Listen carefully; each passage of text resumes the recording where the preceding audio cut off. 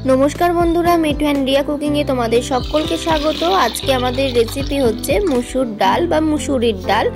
एकदम यूनिक भावे बानिये तोमादेरके देखाबो। नर्माली आमरा जेरकम भावे मुसुर डाल बानिये थाकी तार थेके किन्तु एटा एकदमई आलादा।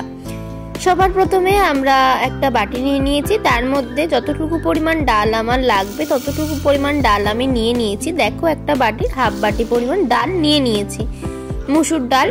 এবার মুসুর ডালটাকে একটু জল দিয়ে ভালোভাবে ধুয়ে নিচ্ছি। ডালটাকে কিন্তু এই রকম ভাবে 4-5 বার জল বদলে বদলে ধুতে হবে, তবেই কিন্তু ডালের মধ্যে যে নোংরাটা থাকবে সেটা কিন্তু বেরিয়ে যাবে। দেখো আরো একবার ডালটাকে জল দিয়ে ধুয়ে নিচ্ছি। এই রকম ভাবে 3-4 বার জল দিয়ে ধোয়ার পরে ডালটা যখন ফ্রেশ হয়ে যাবে তখন এবার ডালটাকে একটা প্রেসার কুকারের মধ্যে দিয়ে দিতে হবে, আর দিতে হবে একটু তেল যাতে ডালটা উতলে না পড়ে। একটা সিটি দিয়ে নিয়ে সেদ্ধ করে নেব। একটা কড়াই বসিয়ে নিয়েছি, কড়াইটাকে গরম হয়ে যাওয়ার পরে তেল দিয়ে নিয়েছি। তেলের মধ্যে দিয়ে দিয়েছি 4টে শুকনো লঙ্কা ফোড়নে, আর দিয়ে দিয়েছি গোটা জিরে ফোড়নে। শুকনো লঙ্কা ও গোটা জিরেটাকে সুন্দর করে ভেজে নিতে হবে। গ্যাসের ফ্লেমটা একটু বেড়ে যাওয়ার কারণে লঙ্কাগুলো একটু কালো হয়ে গেছে, দেখতেই পাচ্ছ। তোমরা গ্যাসের ফ্লেমটাকে অবশ্যই কমে রাখবে। আর দিয়ে দিয়েছি 3টে কাঁচা লঙ্কা, একটা মিডিয়াম সাইজের পেঁয়াজ কুচি, 4-5 কোয়া রসুন কুচি, আর দিয়ে দিয়েছি একটা মিডিয়াম সাইজের টমেটো কুচি, আর দেব আদা কুচি। 1 ইঞ্চি পরিমাণ আদাকে কুচি করে নিয়েছি। এখানে আদাটা কুচি করে ব্যবহার করলেই ভালো লাগবে খেতে। আর দিয়ে দিচ্ছি ফ্রেশ কারি পাতা। মুসুর ডালে বা মুসুরির ডালে এই কারি পাতা কিন্তু সত্যি অন্যরকম একটা স্বাদ এনে দেয়। তোমরা অবশ্যই চেষ্টা করবে কারি পাতা ব্যবহার করতে। যদি না পাও তাহলে শুকনো কারি পাতাও ব্যবহার করতে পারো, অথবা এর পরিবর্তে ধনে পাতাও ব্যবহার করতে পারো। সমস্ত সবজিগুলোকে সুন্দর করে ভালোভাবে ভেজে নিয়েছি। দেখতেই পাচ্ছ সামান্য একটু জল অ্যাড করলাম যাতে সবজিগুলো নিচে লেগে না যায়। এবার আমরা এখানে গুঁড়ো মশলার মধ্যে দিয়ে দিচ্ছি হলুদের গুঁড়ো। হলুদ গুঁড়োটা দেওয়ার পরে সুন্দর করে এটাকে কষিয়ে নিতে হবে। কোনো রকম আর মশলা লাগবে না।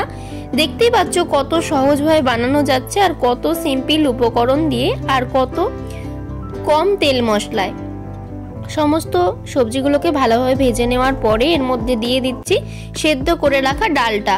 এই সময়তে আমার বাড়িতে কারেন্ট চলে যাওয়ার কারণে ফোনের ফ্ল্যাশের মাধ্যমে ভিডিওটা শেয়ার করছি। যদি কোনো জায়গায় কোনো ভুল ত্রুটি হয়ে থাকে অবশ্যই তার জন্য সরি। তো দেখো একটু গরম জলও দিয়ে দিলাম। যতটুকু পরিমাণ ডালটা আর কি ঘনত্ব রাখতে চাও ততটুকু রাখতে পারো, তবে এই মুসুরির ডালটা একটু পাতলা পাতলা খেতে হলেই ভালো লাগে, একটু ঝোল ঝোলটা বেশি রাখবে।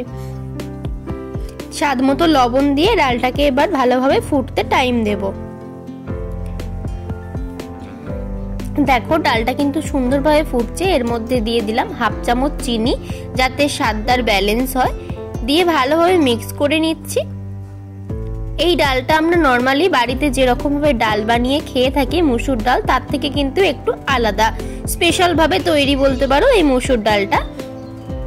গরম ভাতের সাথে এরকম মুসুর ডাল আর একটু আলু চোখা বা আলু মাখা হলে তার সাথে কিন্তু আর কিচ্ছু লাগবে না। 10 মিনিটের মধ্যে কিন্তু রেডি হয়ে যায় এই ডালটা। তোমরা অবশ্যই বাড়িতে এইরকম ভাবে বানিয়ে খাবে, ভীষণই ভালো লাগবে খেতে।